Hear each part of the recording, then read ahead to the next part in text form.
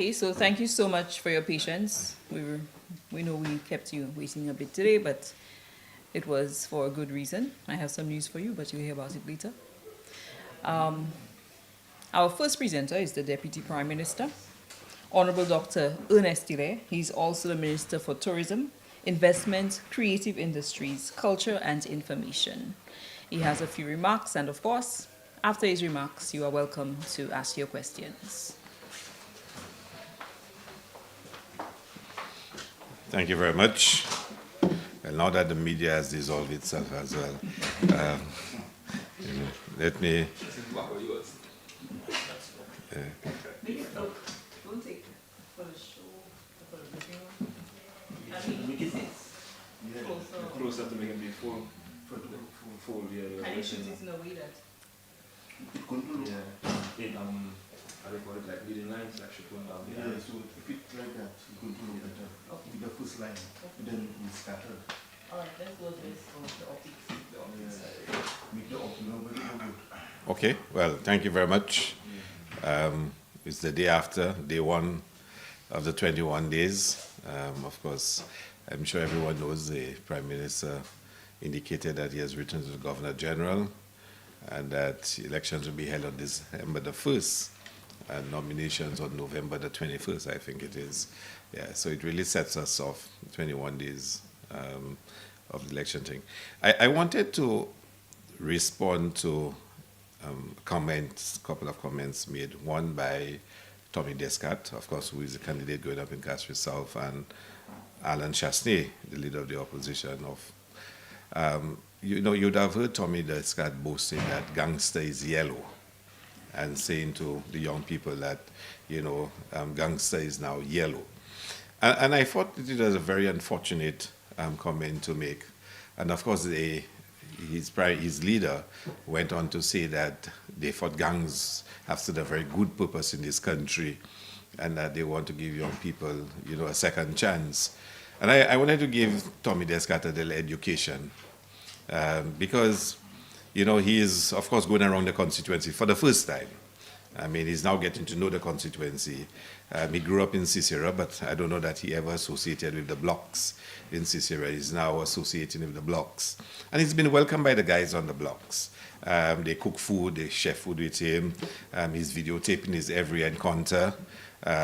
He's a novice, so I guess that's quite understandable.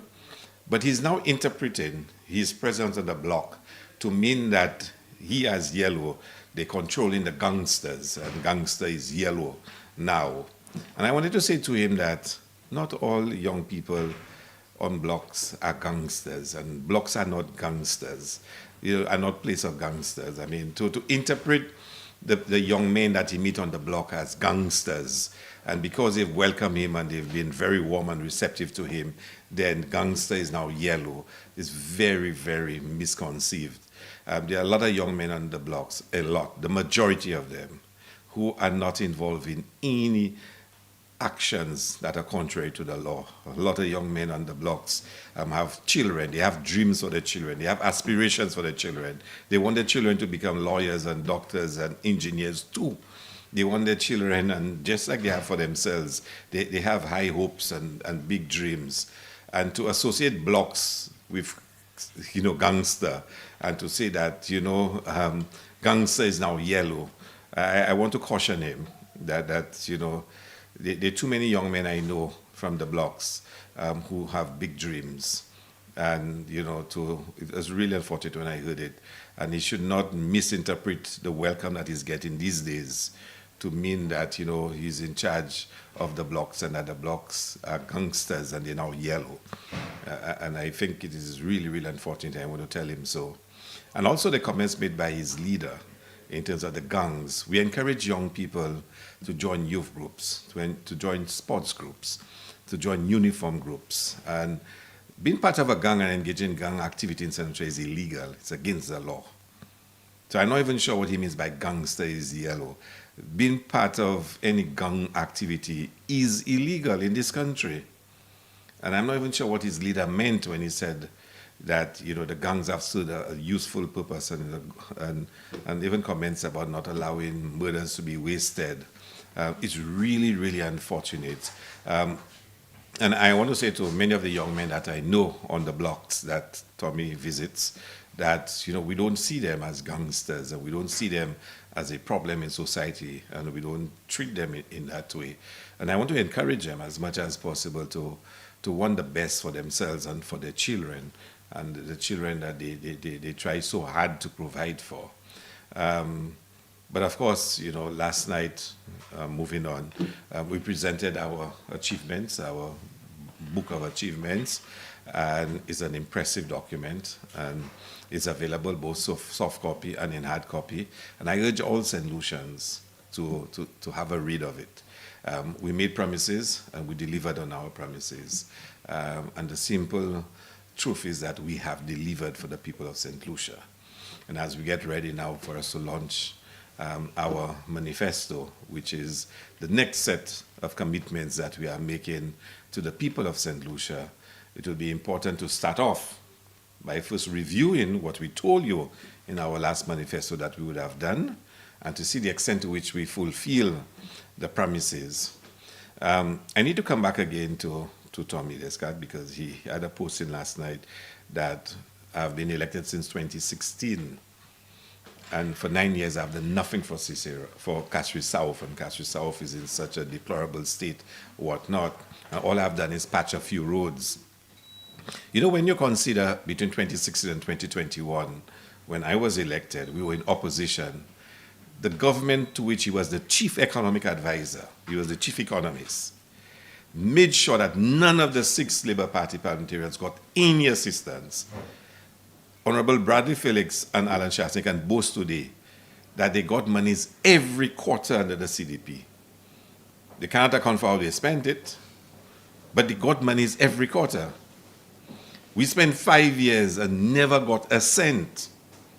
Never got a cent. The Basel Joseph Community Center was not completed under the United Workers' Party government that he's now party that he's now part of. He was the chief economist. The Cicero playing field, for which a contract was given before the 2016 election, was never done. He was the chief economist. And I can go around the constituency and show all the things. For 5 years as an opposition representative, I had to suffer. And I want persons, and certainly my constituents, to reflect on what has happened in the last 4.5 years. Look at the constituency and see what has happened in the last 4.5 years. And people have to ask some questions. I heard the leader of the opposition says that Carnival cannot be allowed to be only 2 weeks in July. It needs to be the entire month of July. Tommy Descartes should have said to him that one of the first Carnival activities of the season is always the Cicero pageant. That is the first weekend in June. And Cicero Carnival is the first community carnival. It's the first Sunday, it is the first 2 weekends of June. We're not talking about July, we're talking about June. Carnival in St. Lucia starts the weekend after jazz ends. But who's advising him? He needs to speak and advise his leader. The jazz festival, can the United Workers' Party, and certainly Tommy Descartes, tell St. Lucians, will they stop the Jazz and Arts Festival if elected? Will they stop it? They spoke about Carnival. They spoke about Dennery Segment. And of course, Dennery Segment, they claim they will have a dedicated Dennery Segment event. There was one last year, planned for last year, it was rained out at Fordon, and there was one this year. And if all goes well, as we expect it to, there'll be another one next year. So please tell me, who are advising those guys? Please, somebody tell me. So I think as we get ready for the election campaign, it's going to be an exciting one. There'll be a lot to talk about, because we really need to hold them accountable as to what their position is on matters such as jazz, on matters such as the creative industries. Only today, we have our delegation returning from Nigeria, where they attended the Lagos Fashion Week. And from all reports, it was a tremendous experience for our creatives in Nigeria, and we're looking forward to furthering the cooperation.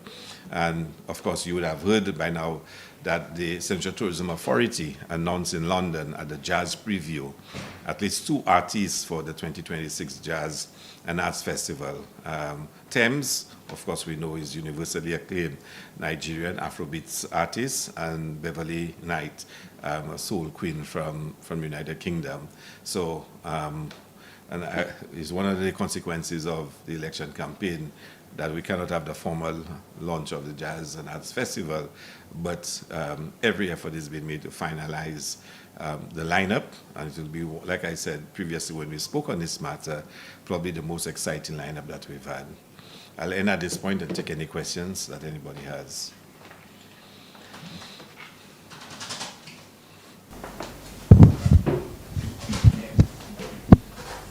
One question. The Creative Economy Grant Fund. I remember government launched this fund with $300,000, and the response has been overwhelming. So can you tell us where we are with this fund? Yeah. What stage in the process? Yeah, the closing date for the receipt of applications or for requests was the end of October. So I know the team at the ministry has been categorizing and reviewing all the requests. I think we have over 800 requests or something like that. Surely the money will not have enough. And I've already signaled to PM that the monies allocated will just not make it. So that has been done now, and there's a committee that's going through all the requests, categorizing them and reviewing them. And very shortly, we will be making announcements on the grants. Can you remind us what this grant is supposed to do and who's supposed to benefit? Well, it's really to stimulate creative endeavors, and it is for persons who have any creative idea that they believe they need support for, whether it is a hosting of an exhibition, whether it's putting on a play, publishing a book, whether it is coming up with some documentary, a series of different options that we presented. We didn't want to restrict it to say a very narrow. We tried to keep it as broad as possible, which is probably the problem we created.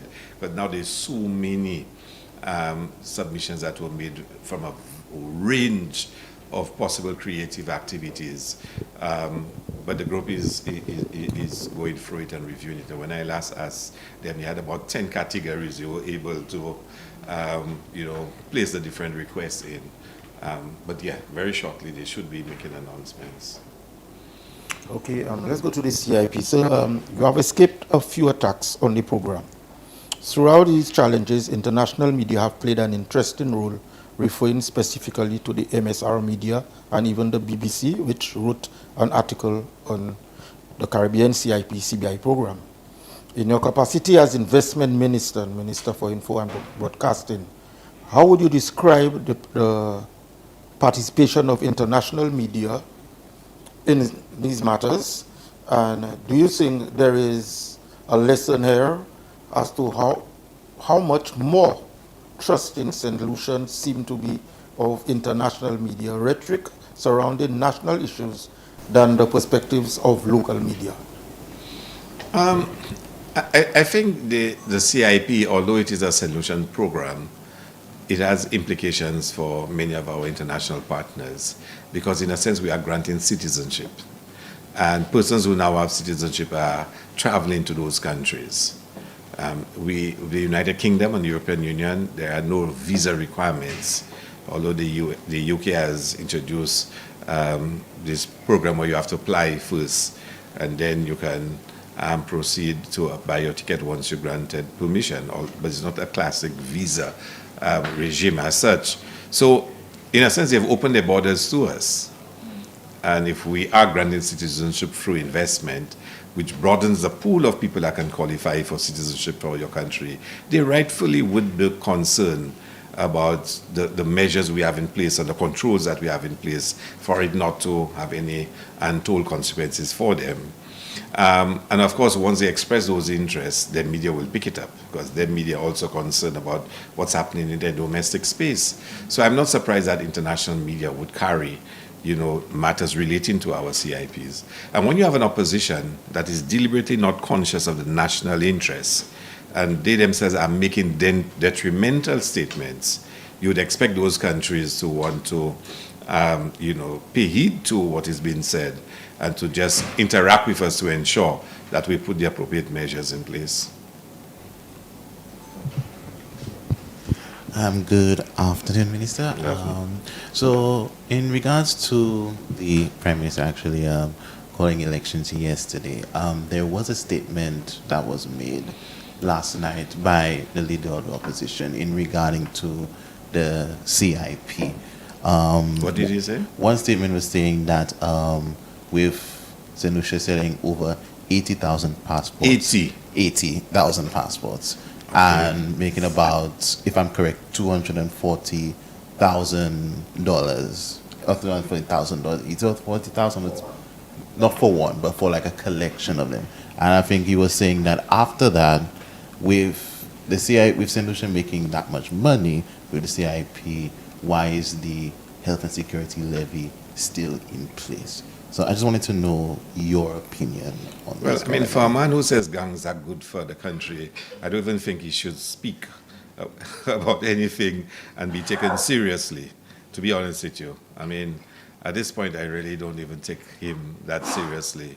I mean, serious. I mean, where you get 80,000 passports, and we don't sell passports in the first place. And I think in the House I had explained that the challenges we face in the CIP started with him and the actions that he took. He did that. He virtually started a lot of the problems that end up, we had to clean up. And then he went about with Martinez trying to destroy St. Lucia. So I'm really, and I can tell you, you see that comment about gangs, I mean, really said it all to me, that Alan Shastek can never have St. Lucia at the forefront of his mind, and I can never believe, never believe that he really cares about St. Lucia. So, yeah. Deputy, last night, the St. Lucia Labour Party launched a book of achievements to sensitize St. Lucians on the progress of their government. What is your take on your tenure, and not just your tenure, but this government's tenure in government, in light of what you were able to achieve? I think tomorrow night, for example, I'm delivering a statement to the nation tomorrow as it relates to investments. And I can tell you, I started, the speech just went longer and longer. And you realize just how much we've done in terms of investments in this country. It's a phenomenal achievement that we've had from where we took it in July 2021.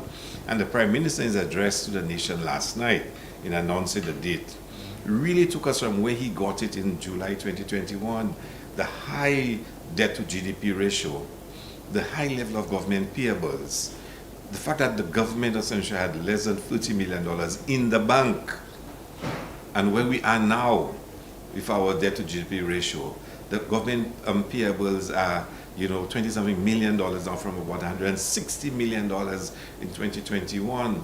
We've had years of consecutive economic growth. Last year, the IMF said we had 4.7% growth in the country. Construction, tourism, investment, a number of areas. The tourism industry is driving economic activity, construction as well. And you really have to wonder, when you analyze where we were to where we are now. And sometimes you hear the opposition say that the country is in a crisis, economic crisis. Which country has years of consecutive economic growth and speak about it's in an economic crisis? But remember, there was a decline even before COVID came. We were already declining before COVID. COVID just accelerated what had started. And, for one to come and boast now and say that I can do better, what better can you really do? You're hearing statements from the opposition. The same persons that wanted to close down Sir Arthur's Community College say we're spending too much money on Sir Arthur Community College. Now speaks of wanting to give, free education at Sir Arthur this Community College. I think as you go through the booklet, you'll see a phenomenal achievement. In agriculture, no government has given farmers more than this government. The farmers will tell you they've not paid for fertilizer for the last 3 to 4 years. Their inputs are virtually given to them, given to them to ensure that we can, achieve food security and meet our needs in this country. Look at fishers, the amount of support we've given to fishers. Talk about education. One of the first things this government did when we came into power was to pay the school fees. And people ask, but why do you want to pay school fees? Let people pay their own school fees. But we had realized there were so many students who were leaving school. They couldn't even get their result slips and whatnot and get their graduation certificates and whatnot because the parents owed the school fees. The schools allowed them to continue their education, but the parents could not afford to pay the school fees. Paying CXC subjects for students. I mean, as a parliamentary rep, and I don't know how the opposition doesn't feel that. Students, I would speak to young people and they would say, look, they didn't do any subjects. I said, how do you spend 5 years at secondary school and do no subjects? My mother didn't have money to pay the subjects on me. So you spend 5 years at secondary school and your mother said, I could only pay for half of the subjects. I cannot pay for all your subjects. Can you imagine spend 5 years at secondary school and your mother can only pay for 3 subjects and not 5 or 6? The government decided, look, we're going to pay for 2, Maths and English. And now we're paying for 4 because we want our children to go to achieve. Look at the first generation scholarship, giving young people, giving families that have never had a university graduate a chance to get a graduate. I mean, all of that under this government. Return of the laptop program. I mean, this electronic book that they had introduced was a fiasco, complete fiasco. And to the point where, and it's not a bad idea for you to have the text on the device, so you don't have to go and buy the text. But the texts that they were planning to put on a device were texts written by persons from outside the region that were not even meeting the curriculum for the region. So the students will be getting texts that was not even entirely relevant to the exams they would have to do regionally. Come on, let's get serious. And that's education. Don't ask for sports. Let me tell you, for me, one of the great achievements of this government is having the semi-pro leagues in both cricket and football. As somebody who's been involved in sports management, I know the possibilities of getting our young people to turn professional in sports and giving them that preparatory phase that they can go through is phenomenal. And paying them to play, it's a semi-pro league. And you can look at right across it, health, what we've been able to achieve in health. And again, this masquerade of saying we're going to give everybody a card with $70,000 coverage on it is really foolish, really, really foolish. And I can just go down the line and outline to you so much that we've achieved in the last 4 years.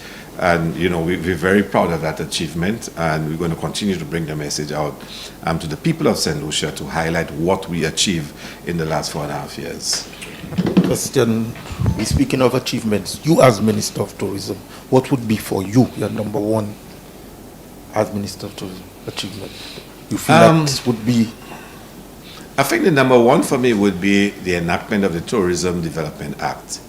Because for you to really have the transformation that you want, and we're not talking about just quantitative transformation, qualitative transformation, you need to have the framework, the enabling environment for it to happen. Because you may want to change things, make it better. But if you don't have the enabling environment, it just won't happen. The enabling environment is helped by the legislation and policy measures you have in place. We now have laws in St. Lucia that actually incentivize locals to be more active in the tourism industry. And we've structured the incentives in a way that builds in sustainability. So for the future, we are safeguarding the future through what we offer now. Gone are the days when a developer can just get 100% for everything. Now it's structured differently. So I think between the community tourism agency bill and of community tourism bill and the Tourism Development Act, we have 2 pieces of legislation that is transforming the tourism industry. And I'm really, really proud of that. And you can see it in the growth. The community tourism is a success story in many ways, a real success story. And it is going to transform our tourism industry. And, we recently just finalized agreements with a developer for a new hotel in St. Lucia. One of the things I had asked for is that they must have staff quarters. They must have staff quarters, and they've agreed they will put in staff quarters. I cannot remember how many rooms, whether it's 15 rooms or whatever. That is for staff. The idea of staff, waiting by a bus stop until 2 in the morning to get a bus to get to their home. We have to try and offer alternatives where if you work late at the hotel, because you need to make the extra money to feed your family, whatnot, you don't have to go and hustle to get home. You can sleep and continue work next day or whatever it is. So we need to start speaking more and more to that sector and say, look, you must be more accommodating of the staff and the workers. And then I have to speak about the minimum wage. For me, the hospitality sector makes the most money in this country. And the workers must earn a greater share of it. They must. The minimum wage took us a certain point. But there are a lot of persons in the hospitality sector that were earning below the minimum wage. Below. But now they've been moved up. And we have to continue to lobby for them to get more of the pie, because the pie is getting bigger, but we want them to share a greater piece of the pie as well. So those things really make me feel good when we can achieve those practices that will make life where everybody can share in the prosperity. Doesn't make sense you have prosperity and there's a few that shares the benefits of the prosperity. We must make sure the prosperity everyone shares. So the investors make money, the workers make money, and every stakeholder involved can make some money too. But if we allow it to be structured in a way where most of the benefit, almost all of it goes to one category, we are failing. DPM, would you say that in the area of equity, social assistance, social protection, that this government has increased support at all? Mm-hmm. Well, we have. I can tell you as a parliamentary rep, I can boast of the support that we've been able to give disadvantaged and dispossessed people. The Prime Minister made it very clear to us that a percentage of all our CDP, our constituency development program, must go to social development. So, I can now say to people who come to me that want to have a medical operation, this is how I can assist you. There are families in St. Lucia who cannot bury their loved ones. Cannot. And we can assist them. We can't take the full cost, but we can assist them. So government gives them some help, because government would offer help as well, but we can also help them. So you find yourself having been in a position now where you can help the elderly, and they have so much assistance. Look at the home care program, which is a fantastic, program that has been expanded, started by Dr. Kenny Anthony, and now we're moving into weekend care as well. And some people ask, but why are you all doing this? The reality is that the caregivers are saying they leave the elderly on the Friday. When they come back on the Monday, they're exactly the same way. Nobody has given them the medication.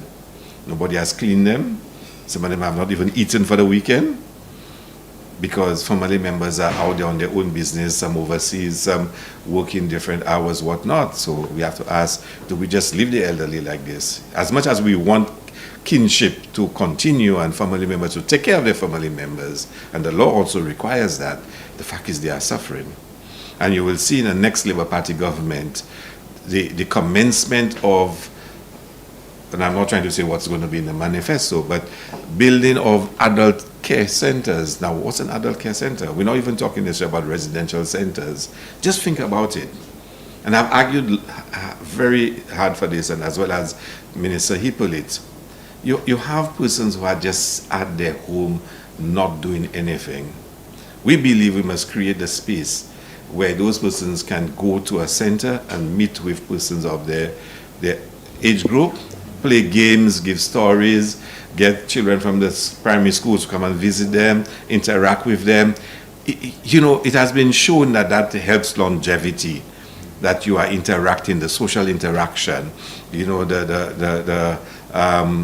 you call it, pair gatherings, help the elderly. So rather than have those people just at home and on the bed or just sitting on a couch, let's create a facility. Use community centers also as spaces where the elderly can go and spend part of the day, interacting with each other. And that will help the quality of life of the elderly. And I think you will see a lot more of that happening. So we have a tremendous track record when it comes to equity and social justice. And again, we're very proud of it. Okay? Another off-camera suggestion. Yeah. Stop recording. Yeah. When it comes to NIC and elderly and funeral grants, I think those should increase. The funeral grants? Funeral grant, because both for my mother and my father, it's still at NIC. It's not even covering the casket my mother was buried in. Yeah. And nothing close to it. Yeah, so I just leave it there. Consider, yeah, it's not making sense. And You we still pay take NIC it. all their life.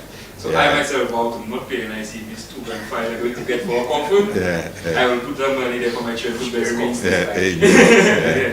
No, I understand what you're saying, you're right, but I mean, the point is for some That, people. like, yeah, like my Yeah. dad had like different private stuff paying for. So like Yeah. one of them, he was like 9 grand for a coffin. I was like, NIC, that's the national estate, even 2.5 and a private thing, 9. Yeah. So I think that should. Yeah, I guess it's something they can. Because the lowest coffin starting at $7,000, so you can't even buy a coffin. With Yeah. yeah. We did something on pensions. Grabbing back coffin, you can't. Too much explanation. Yeah.